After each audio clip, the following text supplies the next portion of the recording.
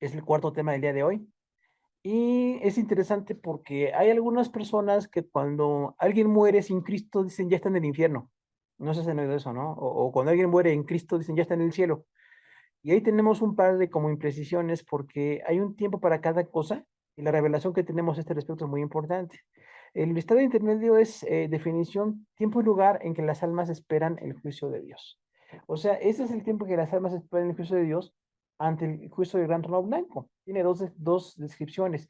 En el Antiguo Testamento y en el Nuevo Testamento no se refiere al infierno, en el caso de los no salvos, ni es tampoco el cielo. Para los hijos de Dios se trata de un estado temporal, son donde hay una completa decisión bíblica. Entonces, las personas que mueren sin Dios no están en el infierno. Veremos ahorita Antiguo Testamento cómo se llamaba y Nuevo Testamento cómo se llama, ¿no? Y las personas que mueren con Dios, Antiguo Testamento y Nuevo Testamento, tampoco están en el cielo. Están en un lugar de paz y de bendición en ese momento, ¿no? Ahora tenemos aquí entonces Apocalipsis, el contexto temático. Apocalipsis 20, 11, 12 y 13 dice, vi a los muertos, grandes y pequeños, de pie ante Dios, y ningún lugar se encontró para ellos. Dice Apocalipsis 20, 12, vi a los muertos, grandes y pequeños, de pie ante Dios, y los libros fueron abiertos, y otro libro fue abierto, en el cual es el libro de la vida, y fueron juzgados los muertos por las cosas que estaban escritas en ellos según sus obras.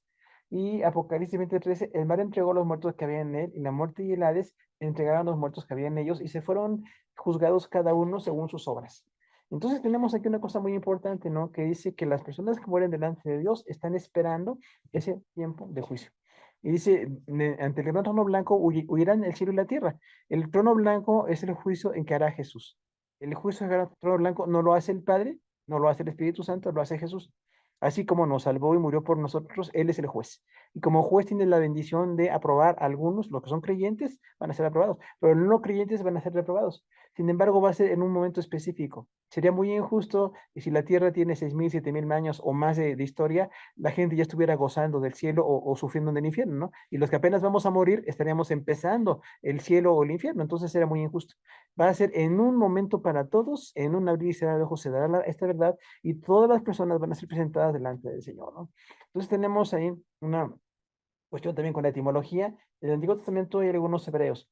La palabra Mabet es muerte, describe el evento en hebreo, ¿no? Heber, tumba, se refiere al lugar donde es llevado el cuerpo. Bor es abismo, indica la profundidad del suceso. Y Abadón significa destrucción, el daño causado por la muerte. Apocalipsis 9:11 dice, término usado también para describir al diablo. Entonces tenemos ahí que la muerte es descrita como algo muy grave, muy dramático, porque el pecado fue grave. Adán y Eva le creyeron más al diablo, nosotros también a veces le creemos más al diablo que a Dios, y entonces tenemos esas consecuencias, ¿no? Es la muerte como Mabel.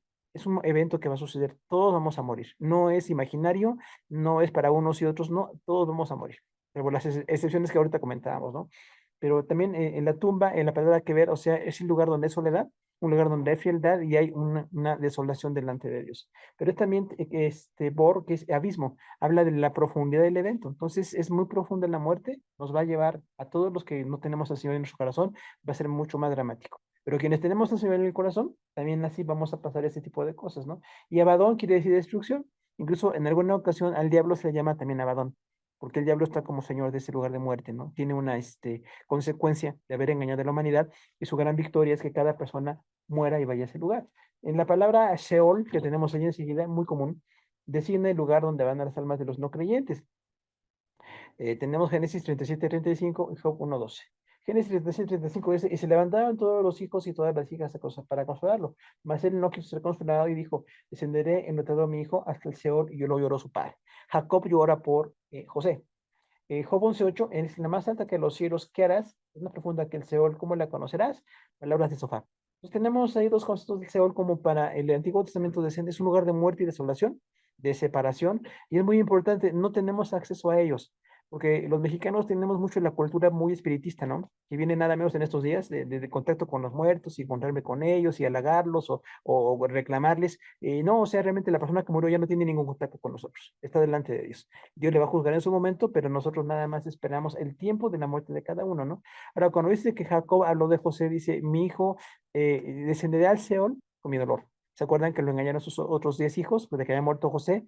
Y bueno, dijo Jacob, estoy tan triste por mi hijo que es como ir al Seol. Se veían así como un lugar de mucha tristeza. No había mucha revelación, se llama revelación progresiva, acuérdense, o sea, no fue todo el contexto para cada persona, sino que fue dándose de manera más o menos diseminada.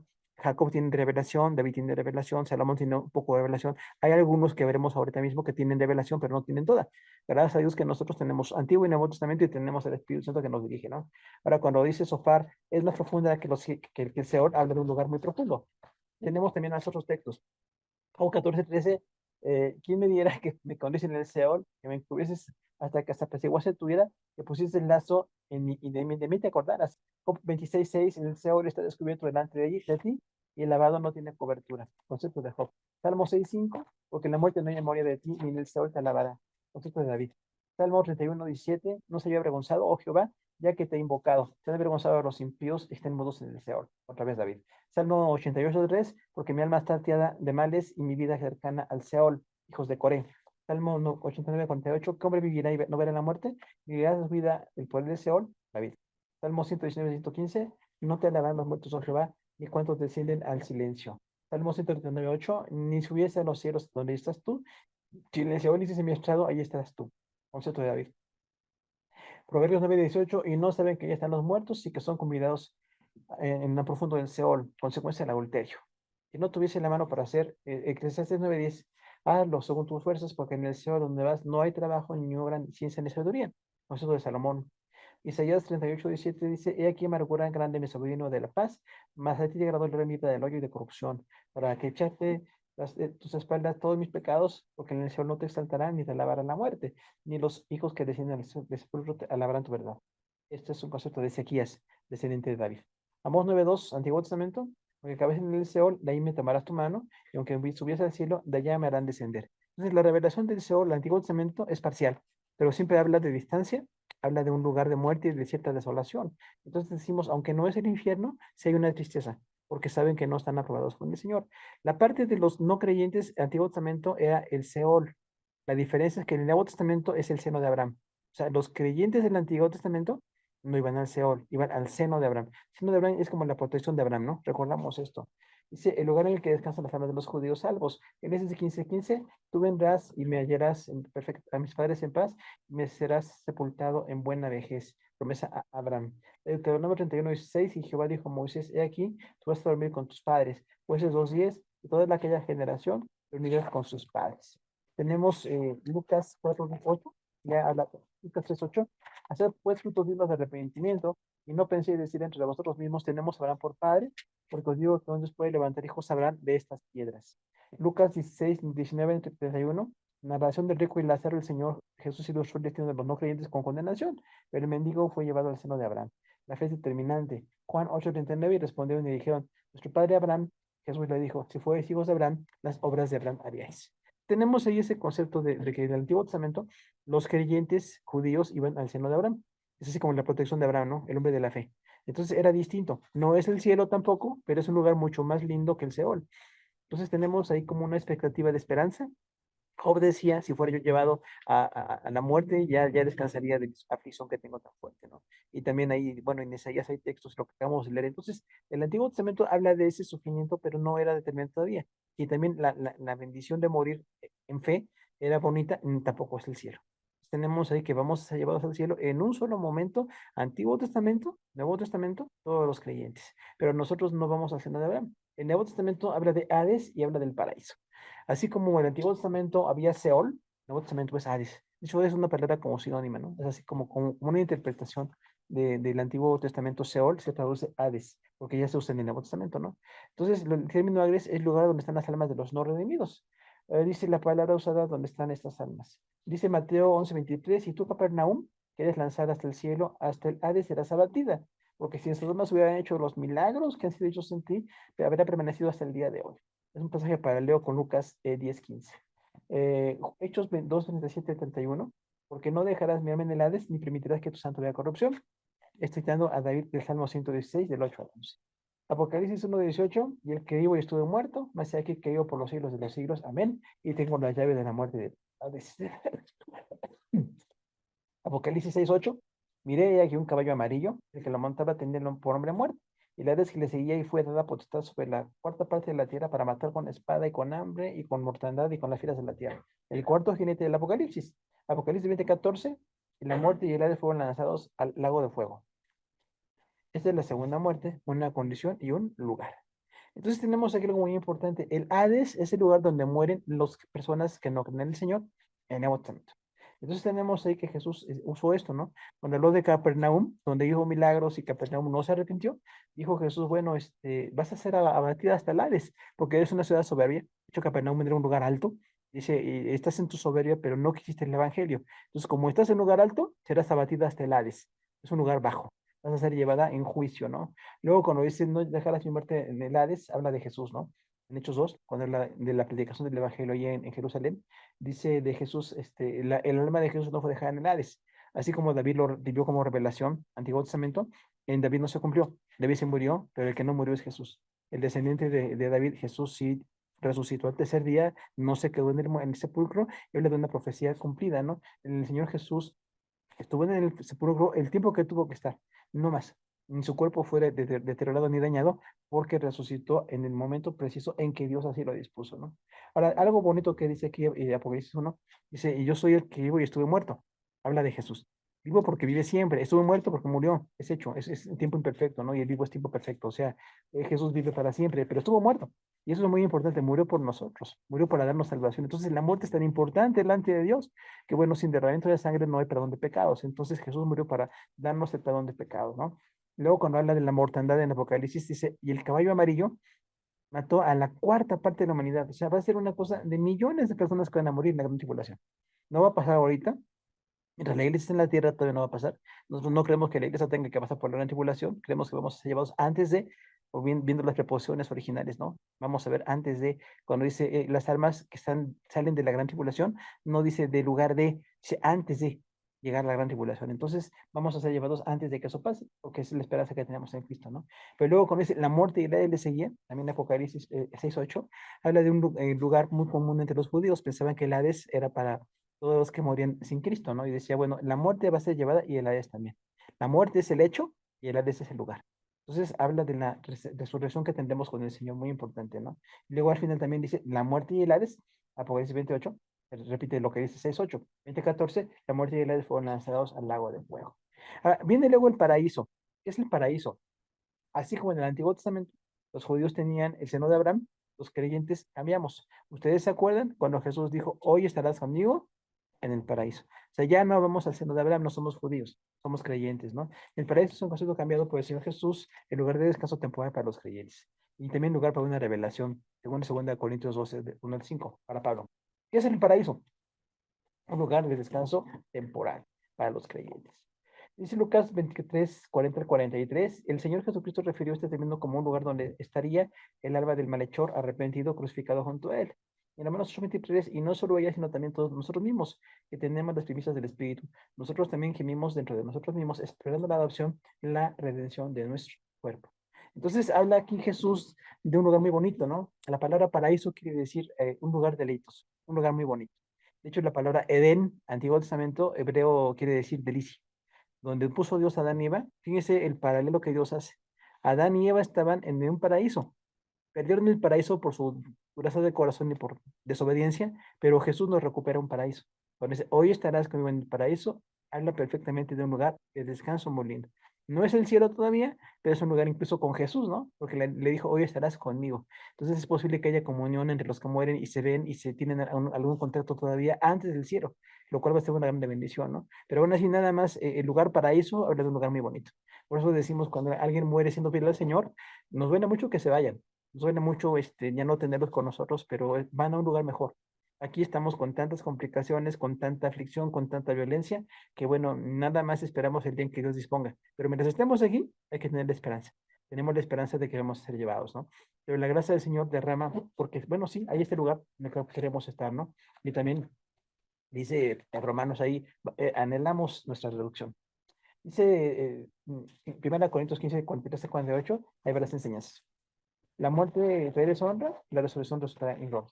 Se siembra en debilidad, resucitará en poder. Se siembra en muerte cuerpo animal, resucitará en cuerpo espiritual. Primero la mina animal, luego lo espiritual. Adán fue terrenal, el Señor Jesús es del cielo.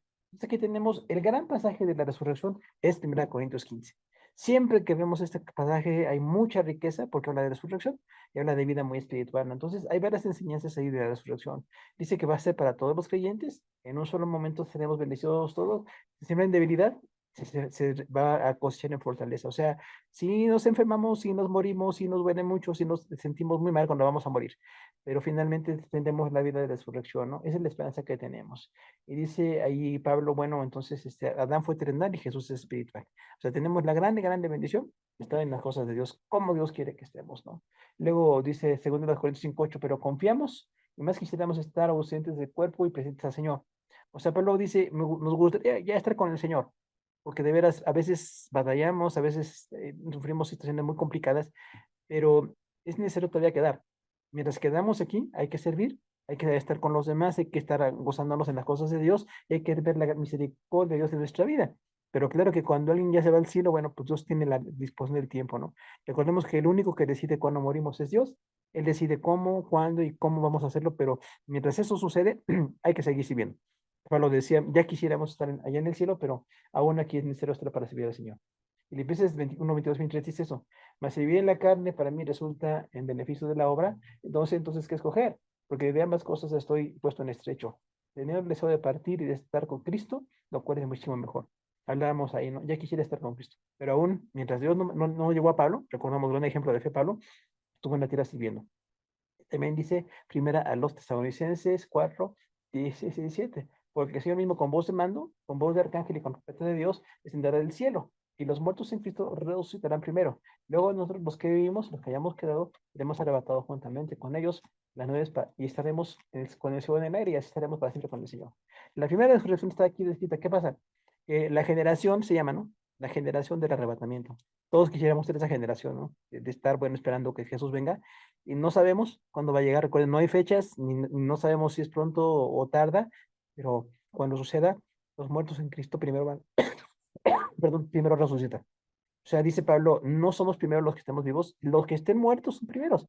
Porque los primeros, a la voz de un mando y trompetas de Dios, una voz de trompetas de Dios, van a ser llamados. O sea, no se van a perder.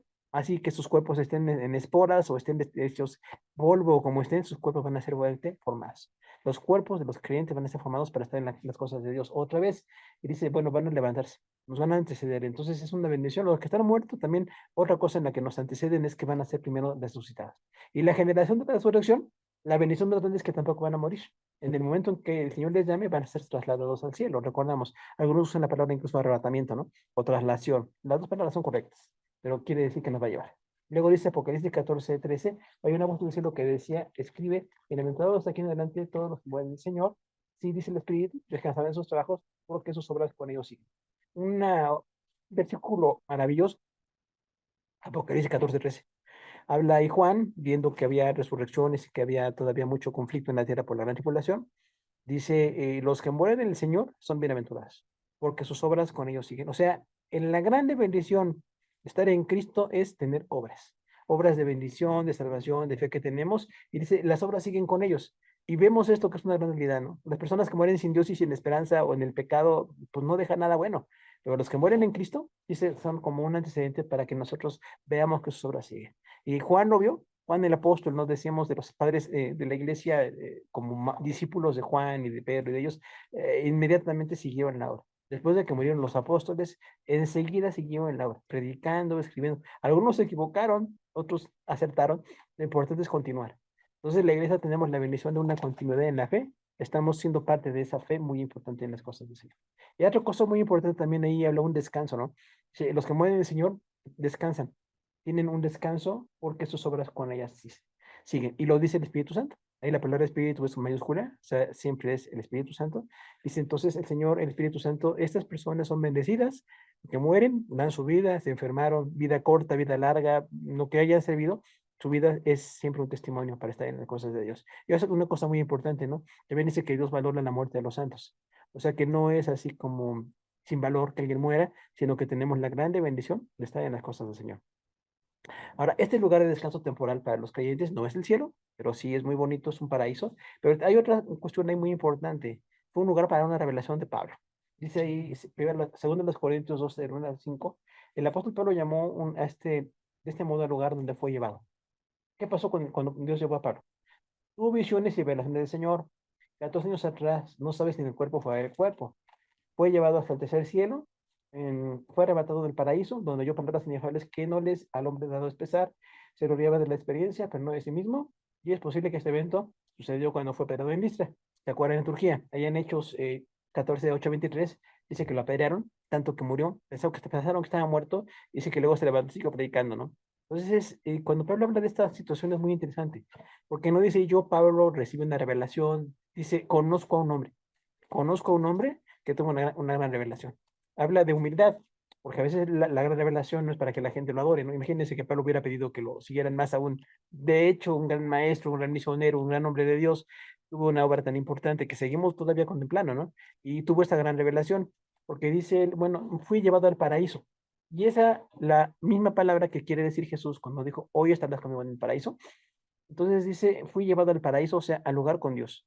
Recibí revelaciones muy grandes que no puedo expresar, o sea, aunque expresó revelaciones y palabras y enseñanzas y lecciones muy importantes, dice ahí Pablo, no les puedo decir lo que recibí. Es tan grande que Dios no me permite. Le pasa a Juan también. En Apocalipsis, Juan dice, hay una parte en Apocalipsis 11 dice, hay cosas que recibí que fue sellado.